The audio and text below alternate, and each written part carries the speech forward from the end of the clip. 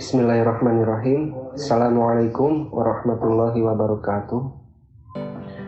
Alhamdulillah wassalatu ala rasulillah wa ala alihi wa man wala.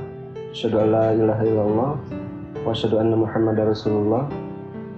Rabbi shrah li sadri wa yassir li amri wahlul 'uqdatam min lisani yafqahu qawli. Sahabat yang ngaji dimanapun berada, semoga kita semua senantiasa dalam lindungan Allah Subhanahu wa Ta'ala. Pada kesempatan kali ini, saya ingin sedikit berbagi mengenai identitas seorang Muslim. Nah, seperti apa seorang Muslim itu? Sebagaimana kita ketahui, identitas itu adalah ciri-ciri atau keadaan khusus seseorang yang bertujuan untuk membedakan antara orang yang satu dengan yang lainnya. Nah, begitu pula seorang Muslim itu harus berbeda dengan kaum atau umat yang lain, karena Muslim itu ialah orang yang berserah diri atau orang yang memeluk agama Islam. Sedangkan Islam itu sebagaimana yang kita ketahui adalah ad-dinul ladzi anzalahullahu ala sayyidina Muhammad sallallahu alaihi wasallam litanzimi alaqatil insani bi khaliqihi wa bi nafsihi wa bi ghairihi min bani insan. Jadi Islam itu adalah din yang diturunkan oleh Allah kepada Nabi Muhammad sallallahu alaihi wasallam untuk mengatur hubungan manusia dengan al-khaliq, yakni Allah Subhanahu wa taala, dengan dirinya sendiri dan dengan sesama umat manusia. Seorang muslim itu setiap perkataan dan perbuatannya itu senantiasa disesuaikan dengan perintah dan larangan Allah, karena hukum-hukum yang ada di dalam Islam itu meliputi seluruh perbuatan manusia. Sebagaimana firman Allah Ta'ala dalam surat Al-Anfal, A'udzubillahi minasyaitonirrajim, ya ayyuhalladzina amanu stajibu lillahi walir rasul idza da'akum. Hai orang-orang yang beriman, penuh seruan Allah dan Rasulnya apabila Rasulnya menyeru kalian. Nah, di sini disebutkan bahwa setiap muslim yang beriman itu harus memenuhi segala apa yang dituntut oleh Allah dan Rasulnya, baik sesuatu itu dirasa berat atau ringan, sehingga perbuatan kaum muslim itu disesuaikan dengan perintah dan larangan Allah itu menjadikan identitas mereka sebagai seorang muslim, dan sehingga berbedalah dengan umat-umat yang lain dan kaum yang lain. Jadi kaum muslim berbeda dengan kaum Yahudi, kaum Nasrani, itu juga dengan agama-agama yang lain seperti agama Buddha, Hindu dan lainnya. Kemudian hasil dari ketaatan seorang muslim kepada perintah dan larangan Allah itu menghasilkan perbuatan-perbuatan dan penampilan-penampilan yang menjadikan kaum muslim itu berbeda dengan yang lainnya. Misalkan hukum seputar pakaian dan penampilan. Nah, Islam itu ketika mengatur hubungan manusia dengan dirinya, maka ada hukum-hukum seputar pakaian sehingga mempengaruhi penampilannya. Misalnya hukum menutup aurat. Bagi mazhab Syafi'i, aurat wanita itu adalah seluruh tubuhnya tanpa terkecuali. Jadi wajah dan telapak tangan itu masuk ke dalam aurat. Mereka berhujjah dengan hadis yang diriwayatkan oleh Imam Tirmizi dari Ibnu Mas'ud radhiyallahu an, Rasulullah SAW bersabda, al-mar'atu aurah, bahwa wanita itu adalah aurat. Jadi dari hadis tersebut dipahami bahwa wanita itu seluruh tubuhnya itu adalah aurat, sehingga ketika untuk menutupi wajah wanita itu harus memerlukan penutup, misalkan berupa cadar, baik niqab atau burqa, untuk menutupi bagian yang menjadi auratnya di sekitar wajah. Kendati pun demikian, ada sebagian ulama yang menyebutkan bahwa wajah dan kedua tangan itu bukanlah aurat. Mereka berhujjah dengan hadis misalkan yang diriwayatkan oleh Abu Daud dari Qatadah, dia berkata, innal jariyata idza hadat lam yasluh an yura minha illa wajhuha wa yadaha ila maqsam. Sungguhnya wanita itu apabila telah haid, maka tidak boleh nampak daripadanya kecuali wajah dan kedua tangannya sampai pergelangan tangannya. Nah, terkait cadar, maka itu merupakan bagian dari tuntutan yang ada di dalam hadis tadi, yakni untuk menutupi aurat pada sekitar wajah. Kemudian celana cingkrang.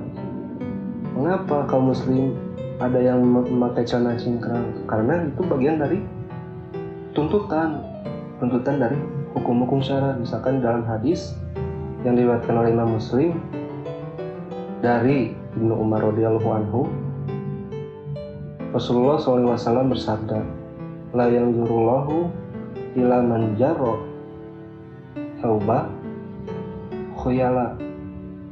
Nah, jadi Allah tidak akan memandang orang yang menjulurkan pakaiannya karena sombong. Jadi menjulurkan pakaian karena sombong itu dilarang di dalam Islam, sehingga kaum muslim menjadikan pakaiannya itu tidak melebihi mata kaki. Jadilah mereka menggunakan celana cingkrang. Terlebih lagi dalam riwayat yang lain disebutkan, la yanzurullahu ilaihi yaumal qiyamah. Sungguhnya orang yang menjulurkan pakaiannya karena sombong, maka Allah tidak akan melihatnya pada hari kiamat kelak. Jadi jelas dari hadis-hadis tersebut, mengeluarkan pakaian karena sombong itu adalah terlarang atau haram. Sehingga kaum muslim yang mengambil pendapat ini menaikkan celana mereka atau pakaian mereka sehingga berada di atas mata kaki. Kemudian ada lagi yang berpendapat bahwa selama menjulurkan pakaian di bawah mata kaki tidak sombong, maka itu tidak diharamkan. Mereka mengambilnya dari hadis yang menyebutkan bahwa salah satu celana Abu Bakar itu merosot apabila tidak diikat. Kemudian Rasulullah SAW bersabda, innaka lan tasna'a dzalika khuyala. Sungguhnya kamu melakukan itu bukan karena sombong. Nah, jadi hadis-hadis yang mutlak tadi dibatasi oleh hadis dari Abu Bakar tadi, sehingga menjulurkan pakaian tanpa sombong itu adalah haram. Meskipun demikian, tetaplah celana cingkrang itu merupakan bagian dari ajaran Islam karena diambil dari hadis-hadis sahih. Ada lagi yang mempermasalahkan kaum muslim membawa bendera, padahal bendera-bendera dan panji-panji Rasulullah itu banyak riwayat yang menyatakannya. Misalkan riwayat yang pertama yang dikeluarkan oleh An-Nasai dan At-Tirmidzi. Dari Jabir, ia berkata, anna Nabi sallallahu alaihi wasallam dakhala Makkah waliwaruhu abiyad, bahwa Nabi sallallahu alaihi wasallam masuk ke Makkah dan liwa beliau berwarna putih. Kemudian ada juga hadis lain yang mengatakan dari Ibnu Abi Syaibah dari Amroh, ia berkata, karena liwa'u Rasulillahi sallallahu alaihi wasallam abiyad, liwa Rasulullah sallallahu alaihi wasallam itu berwarna putih. Kemudian ada juga riwayat yang lain yang dikeluarkan oleh Imam Ahmad, Abu Dawud dan An-Nasai dari Yunus bin Ubaid Maula Muhammad bin Al-Qasim. Ia berkata bahwa Muhammad bin Al-Qasim mengutusnya menemui Al-Bara bin Azib untuk bertanya tentang royah Rasulullah.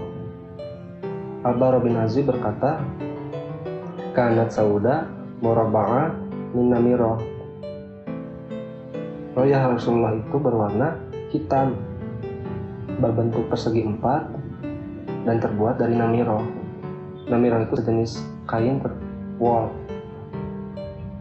Ada juga hadis yang diriwayatkan oleh Ibnu Abi Syaibah dari Al-Hasan. Ia berkata, kanat royatun Nabi sallallahu alaihi wasallam sauda tusamma uqob, bahwa royah Nabi sallallahu alaihi wasallam berwarna hitam dan disebut juga Al-Uqab. Dan juga hadis yang diriwayatkan oleh Ibnu Majah dan At-Tirmidzi dari sahabat Ibnu Abbas radhiyallahu anhu. Ia berkata, kanat royatu Rasulullah sallallahu alaihi wasallam sauda waliwa'uhu abiyad. Bahwasanya roya Rasulullah sallallahu alaihi wasallam itu berwarna hitam dan iwannya berwarna putih. Nah, dari hadis-hadis tersebut derajatnya itu Hasan atau Sahih. Hasan dan Sahih menurut ilmu mustalah hadis. Adapun riwayat tentang tulisannya yaitu La ilaha illallah Muhammadur Rasulullah itu diriwayatkan oleh Imam At-Tabrani di dalam Al-Majmu' Al-Awsat dari Ibnu Abbas. Dia berkata, kanat royatu Rasulillah sallallahu alaihi wasallam sauda waliwa'uhu abiyad maktubun alaih la ilaha illallah Muhammadur Rasulullah. Bahwa roya Rasulullah SAW itu berwarna hitam dan iwannya berwarna putih. Tertulis padanya la ilaha illallah Muhammadur Rasulullah.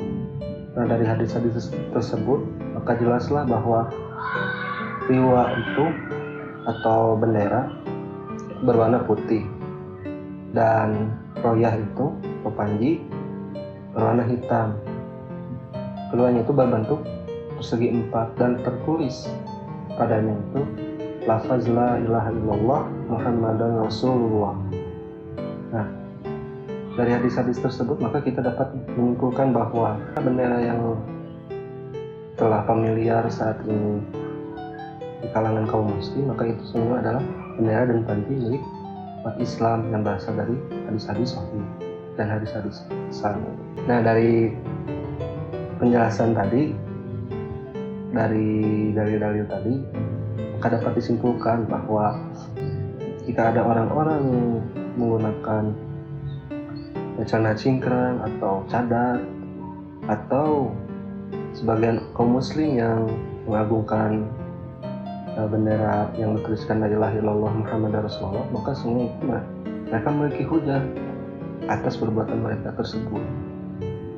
Karena banyak dalil-dalil yang menjelaskan tentang larangan isbal, kemudian aurat wanita, kemudian panji dan bendera Rasulullah. Nah, itu adalah bagian dari ajaran Islam dan merupakan sebagian perintah dan larangan Allah. Sehingga orang-orang yang kita jumpai melakukan perbuatan tersebut itu semata-mata hanya untuk menjalankan perintah dan larangan Allah. Makanya apabila ada perbedaan dalam bagian pendapat ulama itu, maka kita tidak perlu memperdebatkan selama mereka memiliki dalil yang sahih, selama mereka memiliki argumen, dan selama mereka memiliki pendapat tentang ulama yang menggali dari hukum-hukum tersebut. Nah, justru itu merupakan pembeda antara kaum muslim dan selain muslim, karena pakaian atau penampilan yang dilakukan oleh selain kaum muslim itu tidak memperhatikan apa-apa. Ketika mereka keluar rumah, mereka itu tidak memperhatikan pakaiannya, baik apa yang menempel padanya atau dibeli di mana, dengan cara apa memperolehnya. Nah, selain kaum muslim itu mereka tidak memperhatikan perkara-perkara seperti itu. Berbeda dengan kaum Islam, setiap perbuatan dan perkataan senantiasa terikat dengan apa yang menjadi perintah dan larangan Allah, karena tujuan hidup dari seorang muslim itu ialah ridwanullah, yaitu menggapai ridho Allah.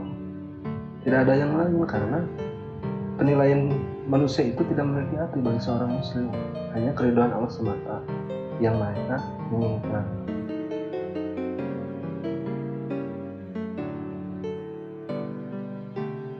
Adapun apabila ada sebagian orang yang menuduh negatif dengan sebagian ajaran-ajaran Islam seperti cadar, celana cingkrang, atau pengagungan terhadap bendera yang bertuliskan kalimat tauhid, maka sebetulnya tidak perlu diladeni, karena hujah mereka itu apa gitu menuduh seperti itu.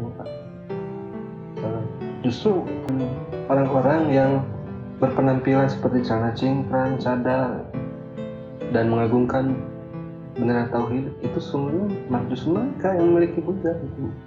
Tuduhan-tuduhan yang dilontarkan kepada mereka itu adalah tuduhan orang-orang yang dengki. Apabila kita ingin menggapai ridho Allah, ya biarkan saja gitu. Karena yang kita butuhkan hanyalah ridho Allah, bukan ridho manusia atau sebagian manusia. Karena sampai kapanpun ridho manusia itu tidak akan bisa dicapai gitu.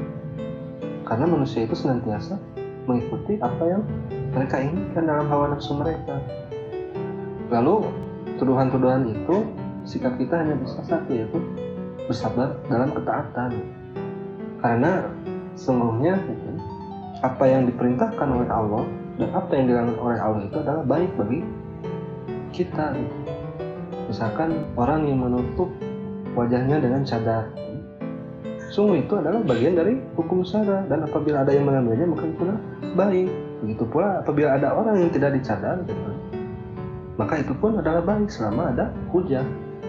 Karena setiap perkara istihadiyah itu memiliki hujah masing-masing, dan hukum-hukum yang digali dari dalil-dalil zoni itu memiliki nilai pahala. Jika salah berpahala 1, dan jika benar berpahala 2. Kemudian tuduhan-tuduhan seperti anjiran itu hanya perkataan kanyinya dari orang-orang yang berpemikiran pendek. Karena apa dasar mereka menuduh seperti itu, atau apa dasar mereka mencemohkan seperti itu? Jika mereka memiliki hujah itu, baik dalam Al-Quran ataupun Al-Hadis, maka kita akan menerimanya. Tapi apabila tidak, untuk apa kita mendengarkan omongan-omongan seperti itu? Ya, maka dari itu sikap kita lebih baik serahkanlah kepada Allah tentang perbuatan-perbuatan orang yang baik, karena sesungguhnya Allah itu adalah sebaik-baik penolong. Wallahu a'lam bishawab. Assalamualaikum warahmatullahi wabarakatuh.